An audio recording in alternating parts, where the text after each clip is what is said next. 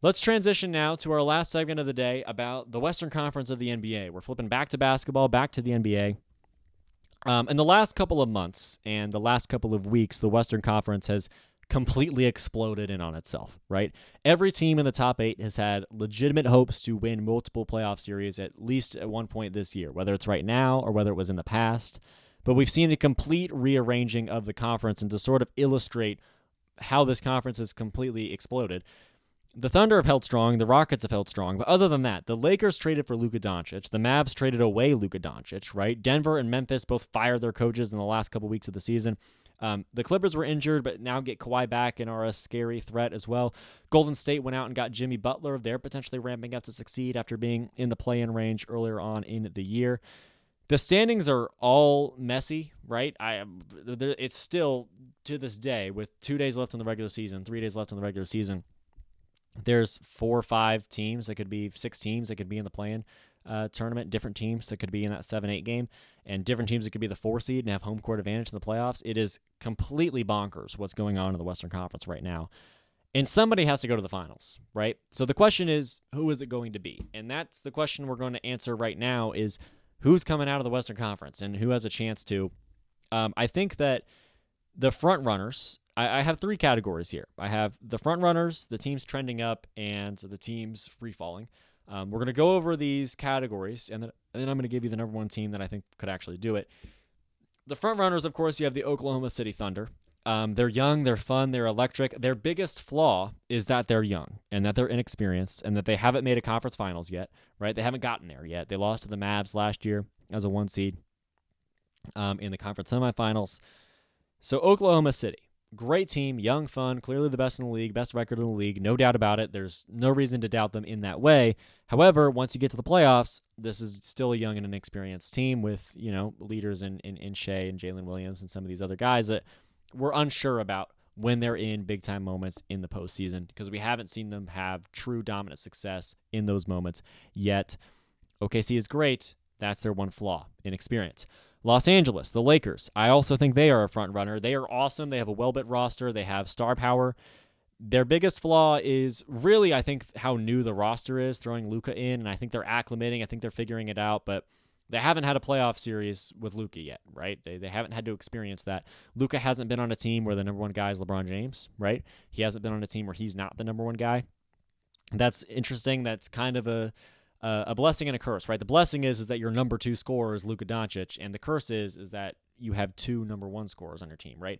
It could be a bit tricky for the Lakers, especially in a West that is very, very, very good, top to bottom. And they also kind of have a lack of a true big. I think Jackson Hayes is better than people think. I think he's better than people realize. But the Lakers, I don't think necessarily are prepared to bash and bang between the blocks with those forwards, with those centers, as maybe some other teams are.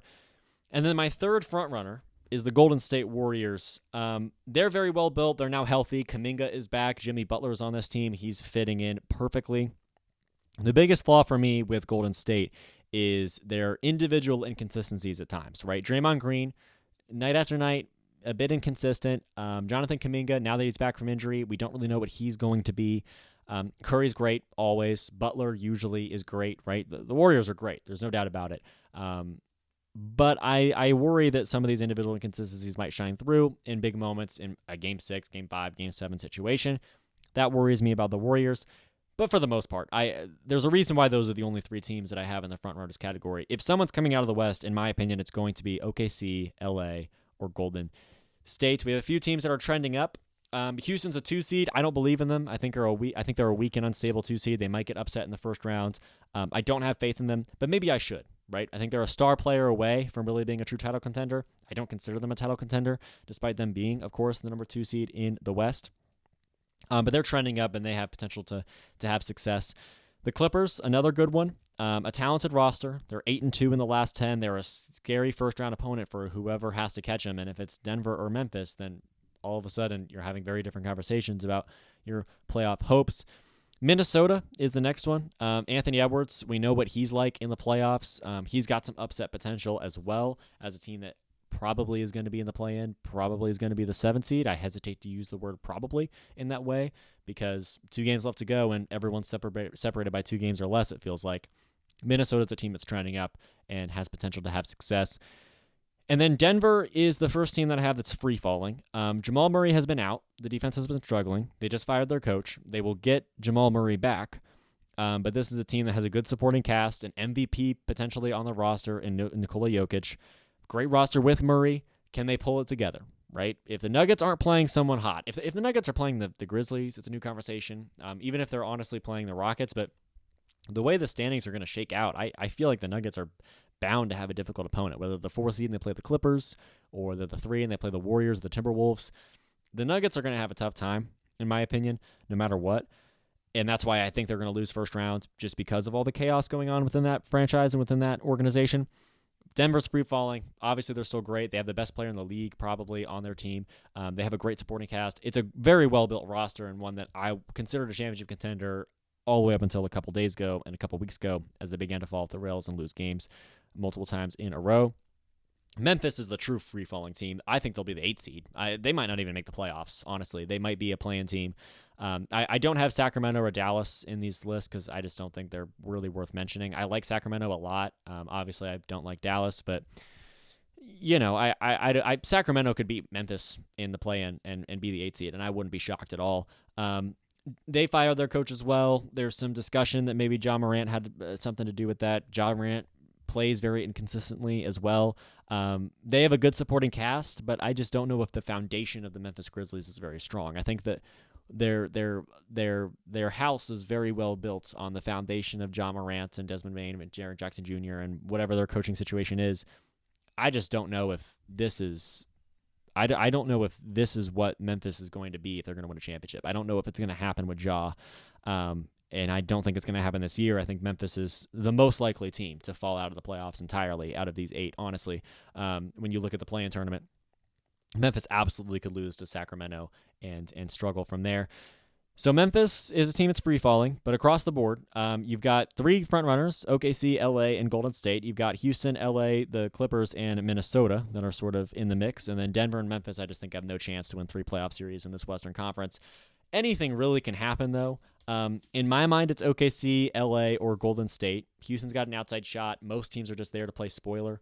This will be a whole lot of fun in the Western Conference. If I were to pick one team to go all the way, I honestly think it's the Los Angeles Lakers, which I'm hesitant to say right now. But LeBron, Luka Doncic, already awesome. And then Austin Reeves, I think, is one of the best, third scorer option in the league. Jackson Hayes is better than people think. Rui Hachimura goes underappreciated, right? I think the Lakers have a lot of upside on this team, and while the Thunder are a little bit young, they're a bit inexperienced, they might need one more failure before they turn around and go win it all the next year, something like that. The Warriors, I think, are great too. They have a great chance. I just think LeBron is aging better than Steph is, maybe. So Lakers, Celtics, right? That could be the champ. That could be the NBA Finals, and that would be awesome. Obviously, that's 2 major brands, which is controversial in its own way, but it's the Lakers, the Thunder, or the Warriors to me. I think it would be the Lakers, probably, honestly, as my number 1 choice to win the West. But the Western Conference is wild, right? It is no doubt a wild, wild West, and I'm very excited to watch it all play out.